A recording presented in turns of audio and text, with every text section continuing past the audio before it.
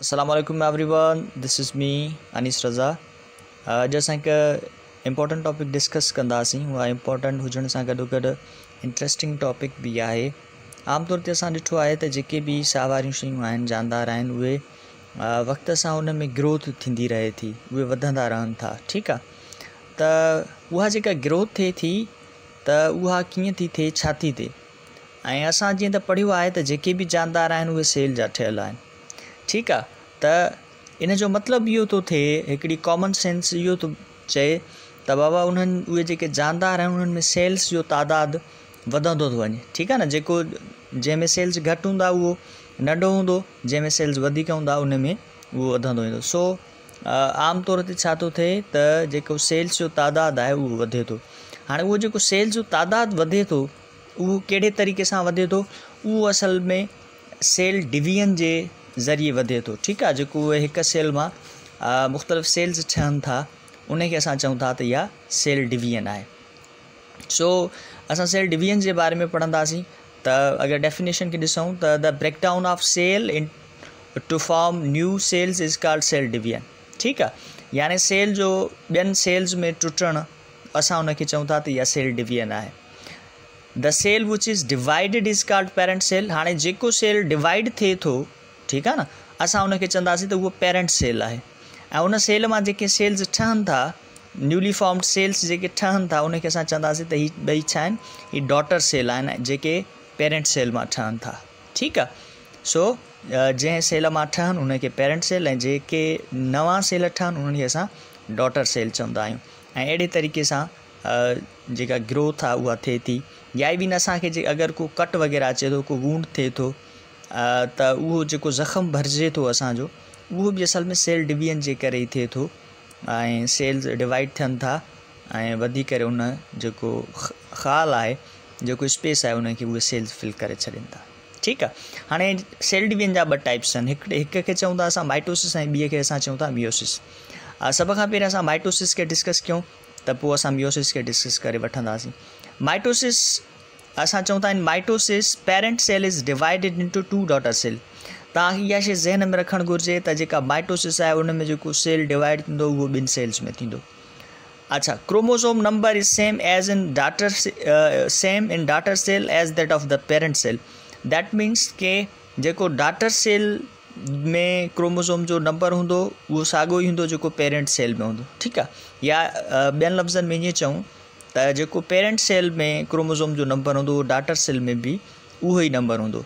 मिसाल जी ॻाल्हि, अगरि असां इंसान जी ॻाल्हि कयूं त असां में 46 क्रोमोसोम आहिनि। ठीकु आहे, इनखे असां चवंदा आहियूं त इहो डिप्लॉइड जेको आहे सो क्रोमोसोम जो नंबर आहे। ठीकु आहे, यानी ईअं खणी चऊं त डबल हिकिड़ो नंबर आहे। ठीकु आहे, उनखे असां डिप्लॉइड चवंदा आहियूं। सो त अगरि उन मां जेके डॉटर सेल ठहंदा त उन में बि जेको क्रोमोसोम जो नंबर हूंदो उहो डिप्लॉइड हूंदो, यानी उहो बि 46 क्रोमोसोम हूंदा। ठीकु आहे न। सो इन जे करे माइटोसिस में हमेशह जेके सेल्स ठहंदा उन में क्रोमोसोम जो नंबर उहो ई हूंदो जेको उन्हनि जे पेरेंट सेल में हूंदो। तंहिंजे करे असां हिते लिखियो आहे, हिन में डिप्लॉइड क्रोमोसोम नंबर हूंदो। ठीकु आहे, हिप्लॉइड न थींदो, डिप्लॉइड हूंदो। अच्छा, उनखां पोइ असां चऊं था त माइटोसिस जेका आहे उहा somatic cells R vegetative cells में थींदी आहे। ठीकु आहे, हाणे इन जो मतिलबु इहो आहे त जेके असांजे जिस्म जा सेल आहिनि, अगरि उन में जीअं असां पढ़ियोसीं ग्रोथ थिए थी त उन में छा हूंदो, माइटोसिस हूंदी। जेकॾहिं उन में मियोसिस न हूंदी। जेकॾहिं असांखे को कट वग़ैरह अचे थो त उन में जेका सेल डिवीजन थींदी, जेके हिकु सेल मां वधीक सेल ठहंदा, त उनखे बि असां माइटोसिस चवंदासीं, मियोसिस न चवंदासीं। ठीकु आहे, उनखां पोइ असां अचूं था त बाबा जेका माइटोसिस आहे उन जूं 4 स्टेजिस आहिनि या 4 फेज़िस आहिनि, 4 फेज़ आहिनि या 4 स्टेजिस आहिनि। ठीकु आहे, माइटोसिस जा। हाणे नंबर पहिरियों जेको फेज़ आहे या स्टेज आहे उनखे असां प्रोफेज़ चऊं था। ठीकु आहे, प्रो मीन्स फर्स्ट। हाणे इन फेज़ में छा थो थिए त chromatin network converts into chromosomes, centrioles move at opposite ends, nuclear membrane disappear. हीअ कुझु चेंजिंग्स आहिनि जेके असांजे प्रोफेज़ में थींदियूं। ठीकु आहे, यानी हिकिड़ो सेल आहे उन में क्रोमेटिन नेटवर्क हूंदी आहे। ठीकु आहे, ऐं उहा जेका क्रोमेटिन नेटवर्क आहे उहा क्रोमोसोम्स में तब्दील थींदी। जेके सेंट्रायल्स आहिनि उहे अपोजिट एंड ते मूव कंदा। ठीकु आहे, उनखां पोइ न्यूक्लियर मेम्ब्रेन जेका हूंदी आहे, न्यूक्लियस चौधारी, उहा डिसअपियर थींदी। ठीकु आहे। हाणे असां चऊं था मेटाफेज़ ते, त मेटाफेज़ छा आहे? मेटाफेज़ में वरी छा थो थिए त chromosomes get attach with the spindle fibres. हाणे क्रोमोज़ोम्स जेके आहिनि उहे स्पाइंडल फाइबर सां अटैच थियनि था। I think better to explain by words. I think we should come on the diagram ते असां हिन खे डिस्कस कयूं था, हिन खे सम्झूं था। ठीकु आहे। हीउ सॼो जेको बि आहे माइटोसिस जो प्रोसेस आहे कंप्लीटली जेको थिए थो। हीउ ॾिसूं था त असां चऊं था त हीउ सेल आहे, नॉर्मल जेको सेल आहे जंहिंखे असां सेल चऊं या पेरेंट सेल चऊं, हीअ आहे। हाणे हीउ साइटोप्लाज़म आहे, हीउ न्यूक्लियर सेल मेम्ब्रेन आहे। ठीकु आहे। हीउ सेंट्रायोल्स आहिनि। ठीकु। ऐं हीउ तव्हां ॾिसो था हीउ चौधारी जेका हिकिड़ी मेम्ब्रेन आहे, इनखे असां चऊं था त इहा न्यूक्लियर मेम्ब्रेन आहे। हीअ अंदरि न्यूक्लियस आहे ऐं हीउ नेटवर्क वांगुरु जेका स्ट्रक्चर ॾिसो था उनखे असां चऊं था क्रोमेटिन नेटवर्क, जेका असल में क्रोमोज़ोम्स जी ठहियलु हूंदी आहे। ठीकु आहे। हाणे जॾहिं सेल डिवाइड थियणो हूंदो, माइटोसिस थींदी त पोइ छा थींदो? पोइ थींदो ईअं प्रोफेज़ में ईअं थींदो। प्रोफेज़ हाणे असां डिस्कस कयूं था। प्रोफेज़ में छा थींदो त हीअ जेके सेंट्रायल्स आहिनि, सेंट्रायल्स पहिरियां हिते हुया, हाणे उहे छा था कनि? मूव था कनि कहिड़े तरफ़? अपोज़िट एंड्स ते ई मूव कंदा। ठीकु आहे। ऐं जेका न्यूक्लियर मेम्ब्रेन हुई उहा छा थींदी? डिसअपियर थींदी प्रोफेज़ में। ऐं जेके क्रोमेटिन नेटवर्क आहे पहिरियां नेटवर्क जी सूरत में, उहा हाणे थिकन थी करे, कंडेंस थी करे, उहा छा में कन्वर्ट थींदी या चेंज थींदी? उहा चेंज थींदी क्रोमोज़ोम्स में। ठीकु आहे। हीअ थी वई असांजी प्रोफेज़ में कुझु अमल थियनि था, कुझु चेंजिंग्स अचनि थियूं सेल में। चेंज कहिड़ी आई? सभ खां पहिरियां चेंज इहा आई त हीअ जेके सेंट्रायल्स आहिनि, पेयर ऑफ सेंट्रायल्स, उहे अपोज़िट एंड ते हलिया। न्यूक्लियर मेम्ब्रेन जेका आहे उहा डिसअपियर थी वई। क्रोमेटिन नेटवर्क हुई हिते, उहा क्रोमेटिन नेटवर्क हाणे कन्वर्ट थी वई क्रोमोज़ोम्स में। इहो प्रोफेज़ में ईअं थींदो। अच्छा, उनखां पोइ असां चऊं था मेटाफेज़। हाणे मेटाफेज़ में छा थो थिए? मेटाफेज़ में वरी ईअं थो थिए त स्पाइंडल फाइबर्स जेको आहे सो निकिरनि था छा मां? सेंट्रायोल्स।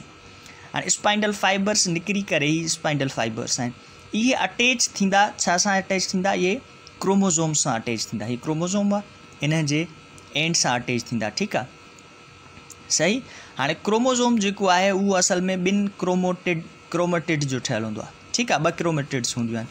हीअ क्रोमोज़ोम आहे, अगरि हिन खे ॾिसूं त हीअ क्रोमेटिड आहे, हीअ विच में हिन जो सेंट्रोमेयर आहे, वरी हिन जो ॿी क्रोमेटिड आहे, यानी 2 क्रोमेटिड्स जो हिकिड़ो क्रोमोज़ोम ठहियलु हूंदो आहे। ठीकु आहे। हाणे छा थो थिए त इहे जेके सेंट्रायल्स में स्पाइंडल फाइबर निकिता, इहे अटैच थिया कंहिंसां? इहे क्रोमोज़ोम सां अटैच थिया मेटाफेज़ में। हाणे उनखां पोइ छा थींदो? इहे सिर्फ़ु ऐं सिर्फ़ु हिन सां अटैच थिया। हाणे छा कंदा?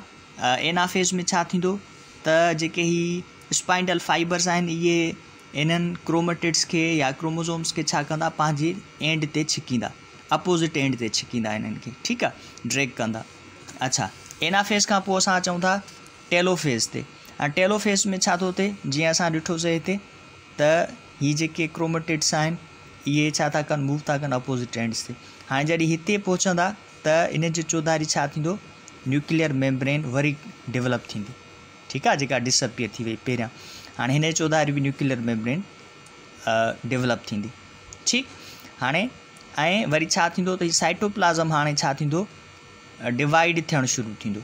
ठीकु आहे। सो जॾहिं साइटोप्लाज़म डिवाइड थिए त इनखे असां चवंदा आहियूं साइटोकाइनेसिस। ठीकु आहे। Division of cytoplasm into 2 parts is called cytokinesis. ऐं जॾहिं न्यूक्लियस विरहाइजे ॿिनि हिसनि में त असां हुनखे चवंदासीं त इहा कार्योकाइनेसिस आहे। ठीकु आहे। हाणे छा थियो त टेलोफेज़ में छा थींदो त न्यूक्लियर मेम्ब्रेन रीअपियर थींदी, ॿीहर अपियर थींदी, ऐं हीअ जेके स्पाइंडल फाइबर्स हुया उहे तव्हां ॾिसंदो त हाणे उहे ख़तमु थी विया। ठीकु आहे। ऐं जेके सेंट्रायल्स आहिनि उहे वरी हाणे अपोज़िट एंड खां मूव कंदा साइटोप्लाज़म में कहिड़ी बि जॻह ते। ठीकु आहे। हाणे पोइ छा थो थिए त साइटोकाइनेसिस थींदी, यानी हीअ जेका क्लीवेज आहे इहा वधंदी वेंदी, ऐं हीअ अॻिते हली करे छा में थींदो? हिन मां 2 डाटर सेल्स ठहंदा, हिन खे असां डाटर सेल चऊं था।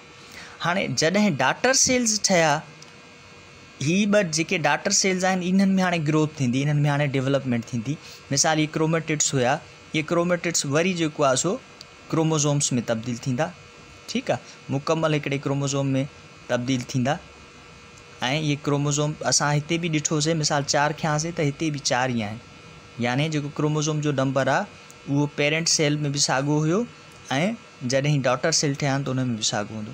वरी ये क्रोमोसोम वरी कन्वर्ट कंदा पाण खे क्रोमेटिन नेटवर्क में ऐं उन में डेवलपमेंट थींदी ऐं इन जेको फेज़ आहे, ठीकु आहे न, यानी जेको डेवलपमेंट वारो फेज़ आहे जंहिंमें DNA डुप्लीकेट थिए थो, इन स्टेज खे, इन फेज़ खे असां चऊं था इंटरफेस। ठीकु आहे, हाणे इंटरफेस खे असां अॻिते बि थोरो डिस्कस कयूं था।